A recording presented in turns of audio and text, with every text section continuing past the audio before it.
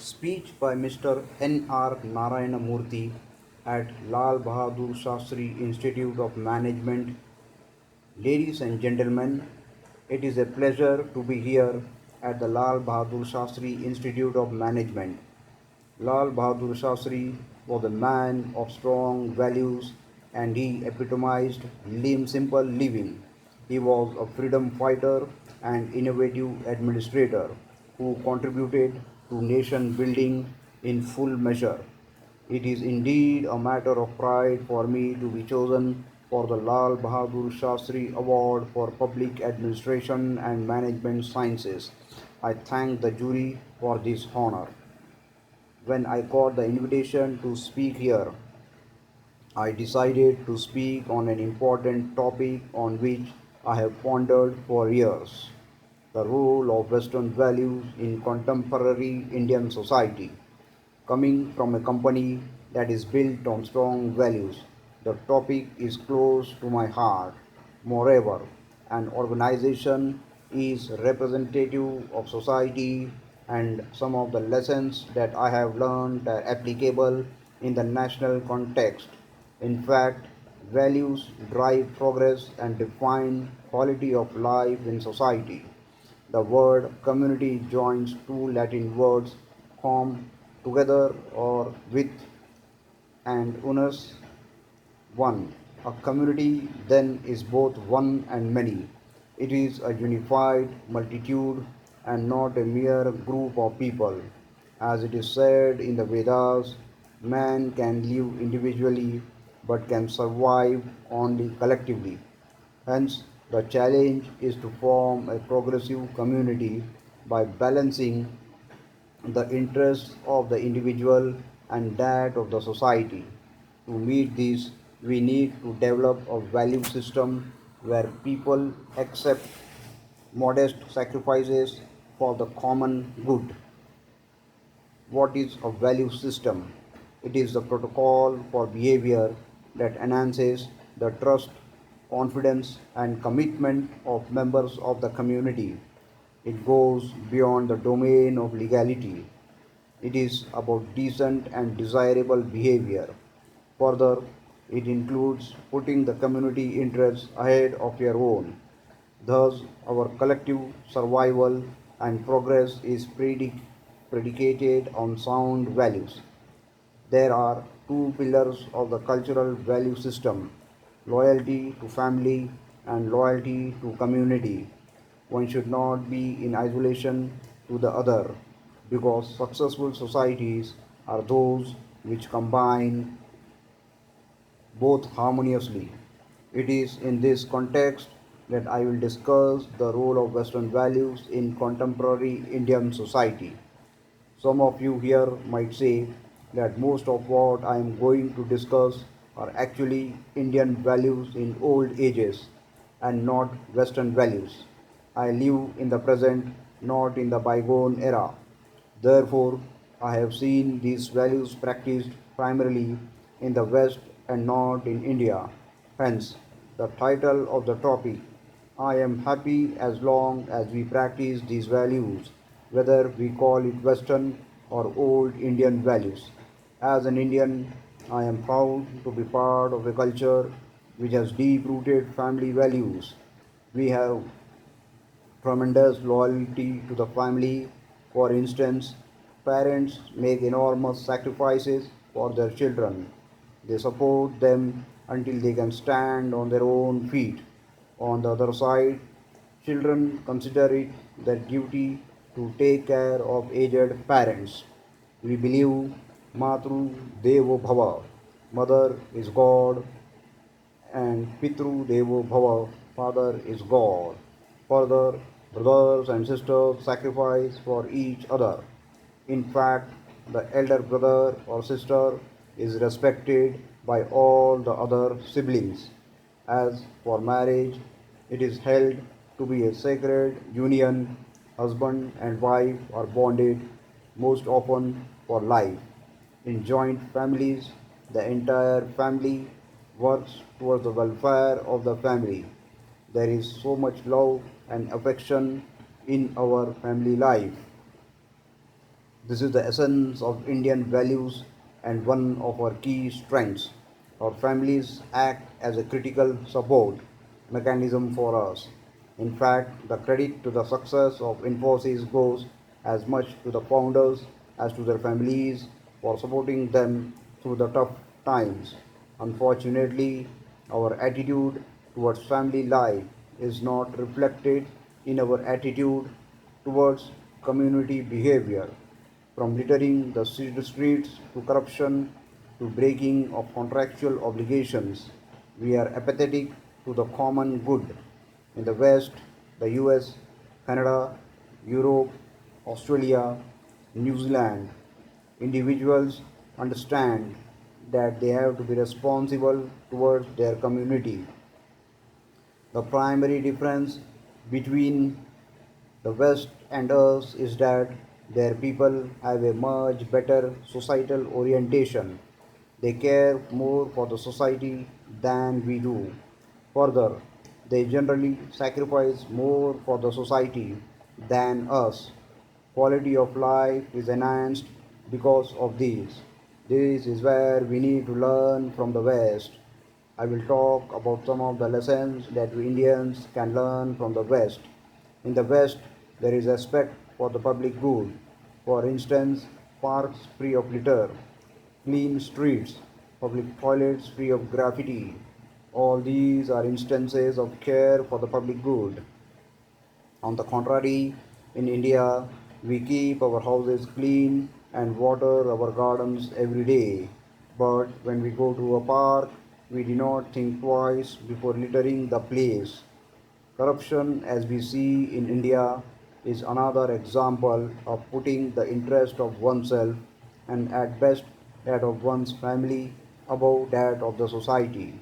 Society is relatively corruption free in the West.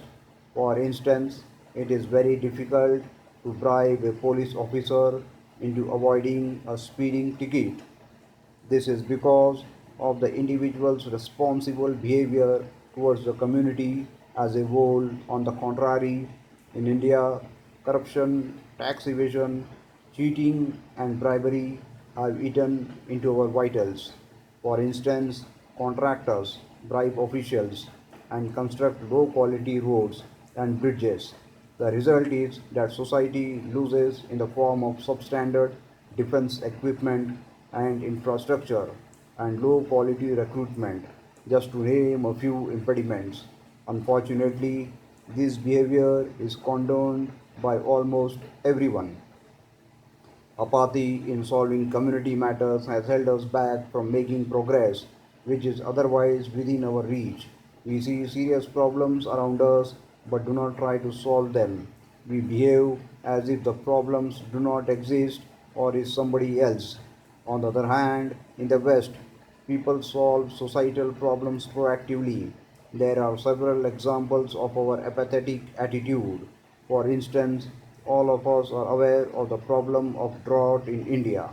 More than 40 years ago, Dr. K.L. Rao, an irrigation expert, suggested creation of a water grid connection or connecting all the rivers in North and South India to solve this problem.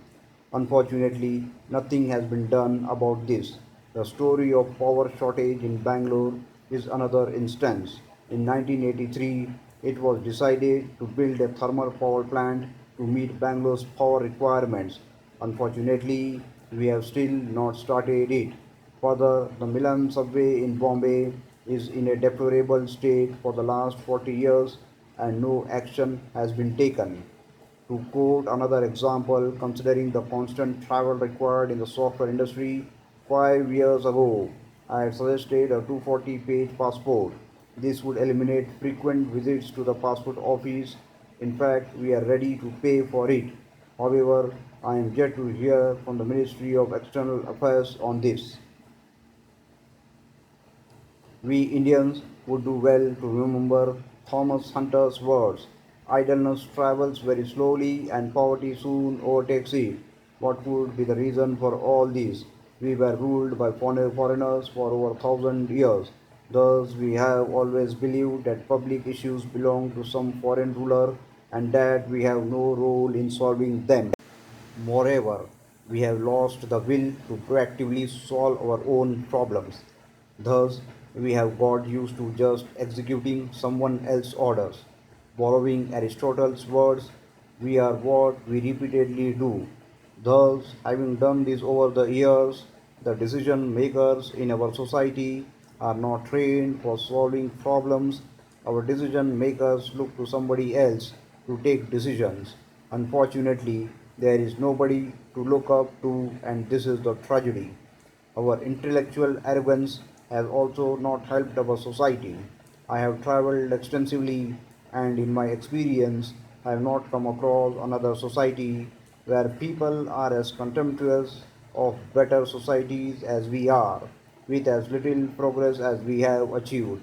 Remember that arrogance breeds hypocrisy.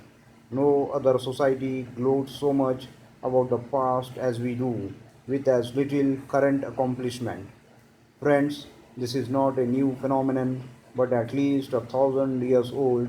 For instance, Al Barauni, the famous Arabic logician and traveler of the 9th century, who spent about 30 years in India from 1997 AD to around 1027 AD, referred to this trait of Indians.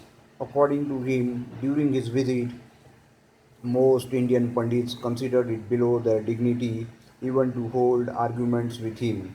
In fact, on a few occasions, when a Pandit was willing to listen to him and found his arguments to be very sound, he invariably asked Barauni, which Indian Pandit taught these smart things. The most important attribute of a progressive respect is respect for others who have accomplished more than they themselves have and learn from them. Contrary to this, our leaders make us believe that other societies do not know anything. At the same time, every day in the newspapers, you will find numerous claims from our leaders that ours is the greatest nation. These people would do well to remember Thomas Carlyle's words: the greatest of faults is to be conscious of none.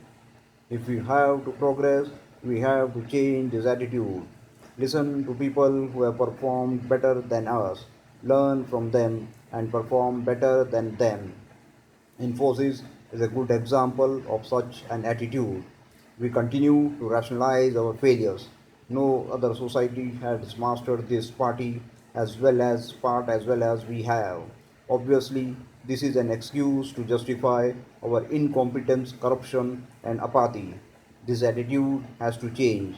As Sir Josiah Stamp has said, it is easy to dodge our responsibilities, and we cannot dodge the consequences of dodging our responsibilities. Another interesting attribute which we Indians can learn from the West is their accountability. Irrespective of your position in the West, you are held accountable for what you do.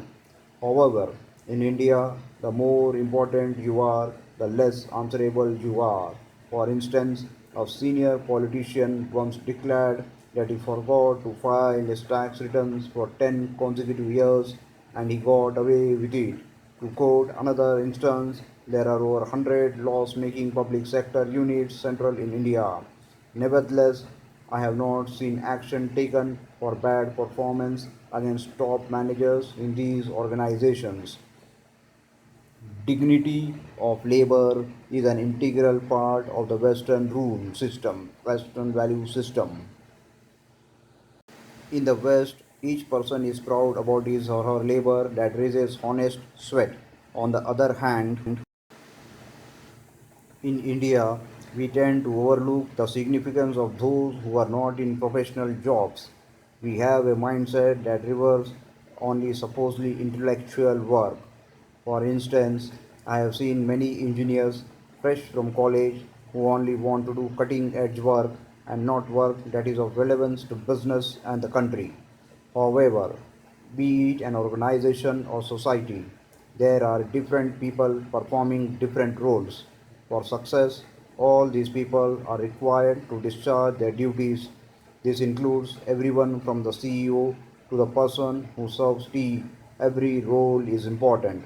Hence, we need a mindset that rewards everyone who puts in honest work.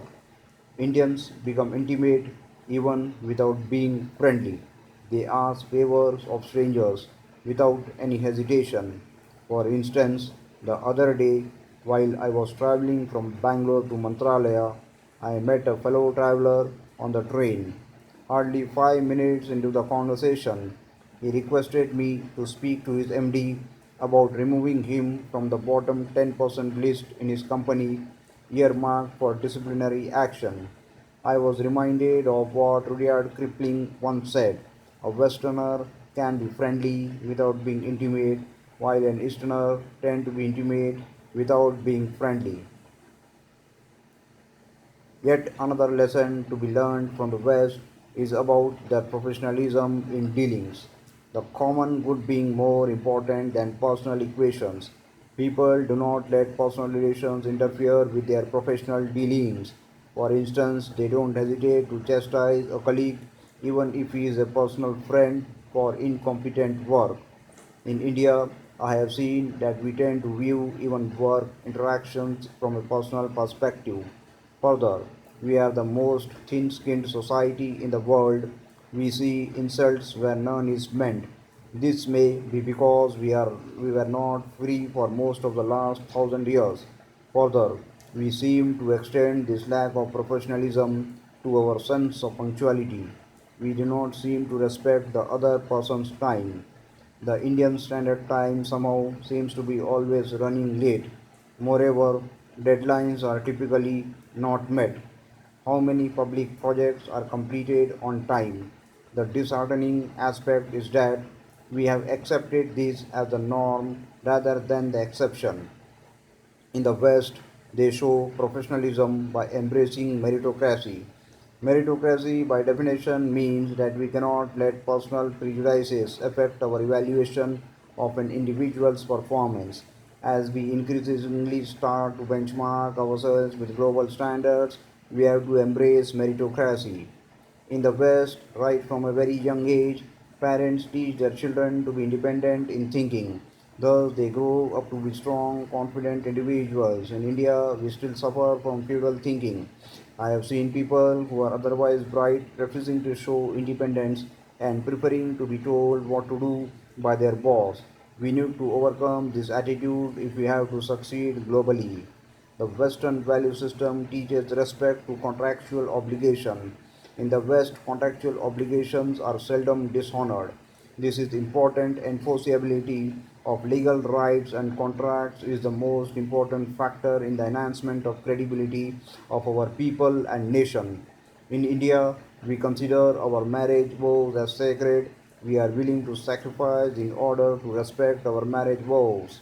However, we do not extend this to the public domain. For instance, India had an unfavorable contract with Enron. Instead of punishing the people responsible for negotiating this, we reneged on the contract. This was much before we came to know about the illegal activities at Enron. To quote another instance, I had given recommendations to several students for the National Scholarship for Higher Studies in US universities. Most of them did not return to India even though contractually they were obliged to spend 5 years of their degree in India. In fact, according to a professor at a reputed US university, the maximum default rate for student loans is among Indians. All of these students pass out in flying colors and land lucrative jobs, yet they refuse to pay back their loans. Thus, their action has made it difficult for the students after them from India to obtain loans. We have to change this attitude. Further, we Indians do not display intellectual honesty. For example, our political leaders use mobile phones to tell journalists on the other side that they do not believe in technology. If we want our youngsters to progress, such hypocrisy must be stopped. We are all aware of our rights as citizens. Nevertheless, we often fail to acknowledge the duty that accompanies every right. To borrow Dwight Eisenhower's words, people that values its privileges above its principles soon loses both. Our duty is towards the community as a whole, as much as it is towards our families. We have to remember that fundamental social problems grow out of a lack of commitment to the common good. To quote Henry Beecher, culture is that which helps us to work for the betterment of all. Hence, friends, I do believe that we can make our society even better by assimilating these Western values into our own culture. We will be stronger for it. Most of our behavior comes from greed, lack of self confidence, lack of confidence in the nation, and lack of respect for the society. To borrow Gandhi's words, there is enough in this world for everyone's need, but not enough for everyone's greed. Let us work towards a society where we would do unto others what we would have others to earn unto us. Let us all be responsible citizens who make our country a great place to live. In the words of Churchill, responsibility is the price of greatness. We have to extend our friendly values beyond the boundaries of our home. Finally, let us work towards maximum welfare of the maximum people. समस्त जन्म समस्त जन्नानाम सुखिनो bhavantu. Thus, let us, people of this generation, conduct ourselves as great citizens rather than just good people so that we can serve as good examples for our younger generation.